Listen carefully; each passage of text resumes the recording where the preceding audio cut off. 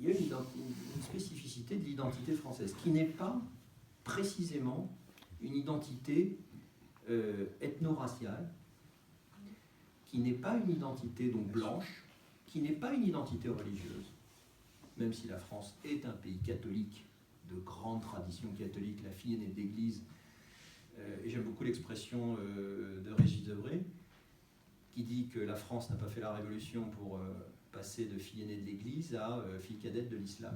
C'est une très belle expression. La France a été la fille aînée de l'Église, a été ce grand pays catholique défenseur.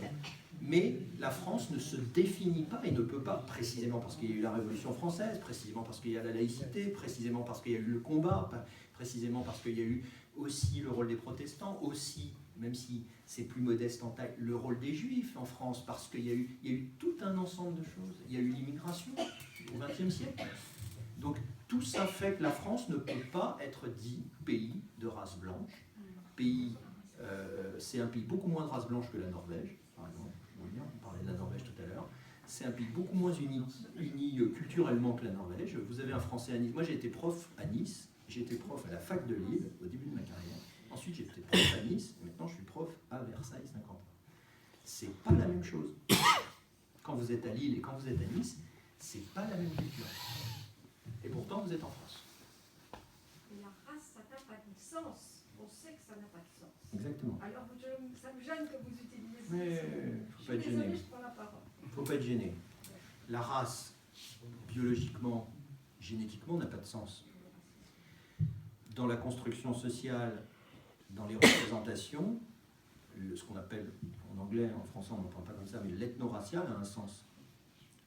Et on ne peut pas dire que la France soit précisément un pays d'unité ethno-raciale. Ça, on ne peut pas le dire.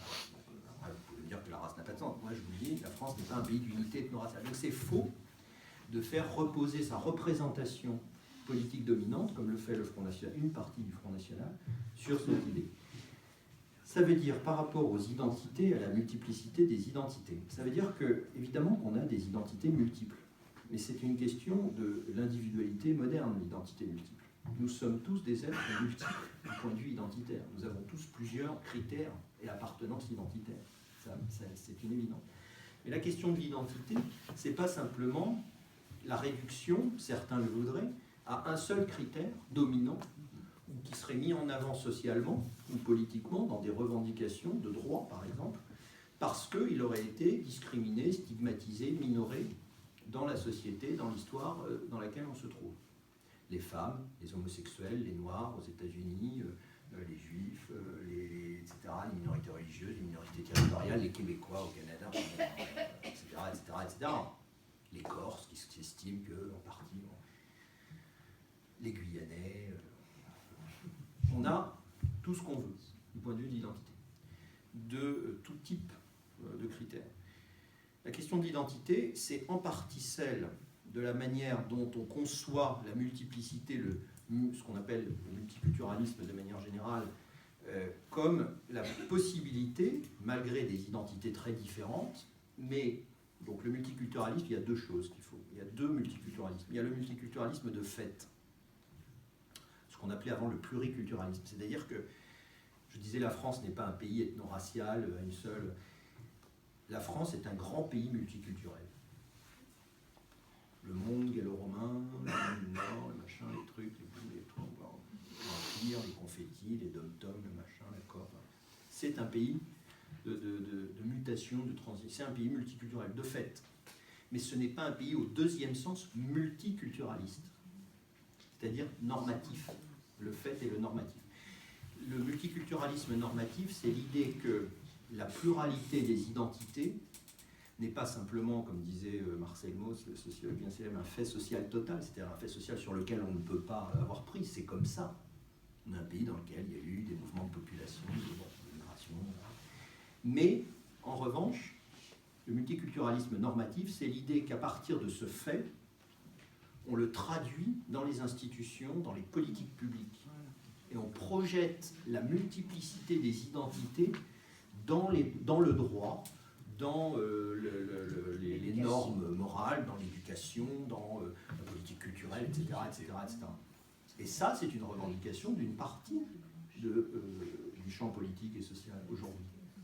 Et notamment de certains qui considèrent que l'islam est l'identité des identités à mettre en avant et que c'est à partir d'elle que doit se reconstituer la société multiculturelle, parce que le musulman, c'est le damné des damnés de la terre. C'est celui qui cumule tous les handicaps du colonialisme, du handicap de la situation sociale, évidemment, de la pauvreté, de la misère, etc., de la précarité. C'est celui qui cumule les handicaps par rapport à l'intégration, etc., etc., etc. Donc, il y a toute une vision qui minore, par exemple, la question de l'égalité entre hommes et femmes par rapport aux faits musulmans.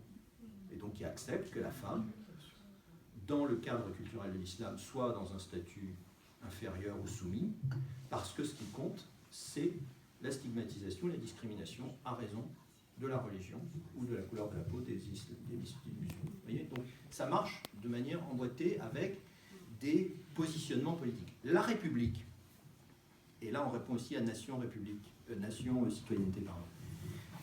La France, la République, c'est à la fois l'héritage d'une histoire, c'est Péguy qui a écrit un de ses cahiers de la quinzaine qui s'appelle « La République, notre royaume de France ». La République, c'est pas seulement la rupture avec la monarchie. Ça, c'est la République pour les nuls, si je puis dire. La République, c'est l'intégration de toute l'histoire de France dans sa prolongation, avec un changement de régime dû à un certain nombre, qui intègre aussi bien des régimes très autoritaires, l'absolutisme, etc., et qui a comme caractéristique principale, et c'est ça la question, c'est ça l'identité française profonde, c'est pas justement l'ethno-racial, c'est pas le multiculturalisme, etc., qui sont des faits, mais c'est pas ça. C'est une nation, et c'est pour ça que ce que vous dites, c'est pas possible du point de vue français. On ne peut pas dissocier la nationalité de la citoyenneté. Parce que la France est une nation, et elle a commencé à être une nation par la volonté de l'État. En France, c'est l'État qui a créé la nation. C'est pas la société, c'est pas une culture, une langue commune, une appartenance commune, des visions communes de l'histoire, etc., qui se sont mises ensemble, comme l'Allemagne, pour créer une nation. Et vous voyez d'ailleurs que c'est compliqué, puisqu'il y a des Allemands, il y en a qui ne sont pas en Allemagne. Bon. En France, il y a beaucoup de gens qui parlent français, mais qui ne sont pas français. Le français, on dit, être français, c'est parler français, mais ça n'a aucun sens. Les Québécois, les Sénégalais, ils parlent français, ils ne sont pas français. Les Malgaches au Maroc, moi un accord, une université avec Casablanca, donc je vais tous les ans donner des cours, ils parlent tous français, ils ne sont pas français. Enfin, c'est un certain niveau de master marocain, c'est pas le petit peuple qui parle assez mal français, mais l'élite, les paysans marocains, ils parlent tous français. Et ça, ils parlent mieux français parfois que mes étudiants, donc c'est pas la langue.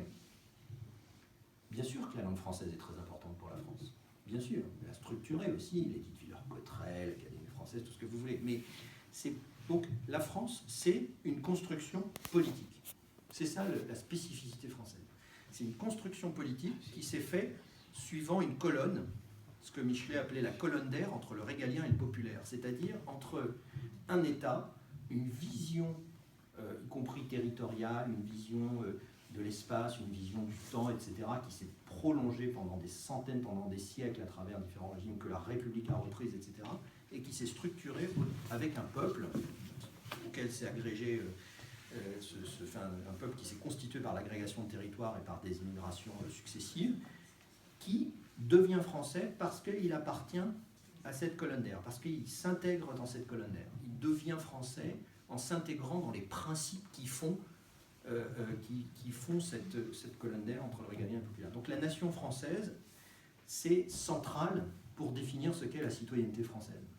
C'est pour ça que vous ne pouvez pas avoir de dissociation. C'est pour ça que ceux, d'ailleurs, en dehors des questions d'opportunité, qui voudraient donner le droit de vote des étrangers aux élections locales, aux étrangers aux élections locales, dissocieraient la nationalité et la citoyenneté. Et je pense que c'est contraire au principe de ce qu'est la France. Donc vous ne pouvez pas avoir, et toutes les tentatives, il y a eu une tentative pendant la Révolution, il y en a eu plusieurs, vous ne pouvez pas avoir de dissociation de la nationalité et de la citoyenneté. Le citoyen français, c'est un Français un national français. Et il peut l'être depuis 1 heure. Il peut venir d'avoir sa nationalité, sa carte d'identité. La carte d'identité, la carte d'électeur, en plus, c'est le sens de la construction de la démocratie républicaine moderne. C'est-à-dire, la République, c'est le suffrage universel. Donc c'est l'idée que le citoyen, alors avec les femmes, etc., je sais, mais le citoyen, c'est la carte d'identité, c'est la carte de citoyen. Si vous voulez, il y a trois cartes, 3 peuples qui se superposent pour la France, qui fondent l'identité profonde française, qui n'est pas culturelle, ethno-raciale, etc., qui est politique, civique. C'est le peuple démocratique, le suffrage universel, la citoyenneté, la souveraineté du peuple, la carte d'électeur, la nationalité, le peuple national, la carte d'identité, et le peuple social, le peuple solidaire, la carte de sécurité sociale. C'est ça la France. Donc l'identité française est bien une construction... Évidemment, mais toutes les identités, madame, sont des constructions. Il n'y a pas d'identité sui generis, ça n'existe pas. La question identitaire est une non-question. Bien sûr que non. Pourquoi vous dites ça? C'est pas parce que c'est une construction que c'est une non-question. Mais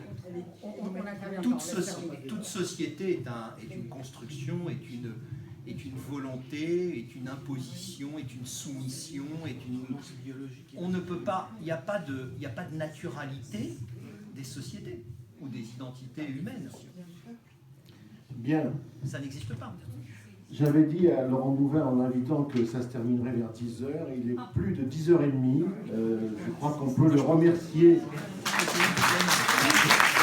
On peut le remercier d'avoir accepté d'être touché dans ses retranchements et de nous avoir livré toutes ces réflexions. Je pense que nous enrichirons tous. Merci.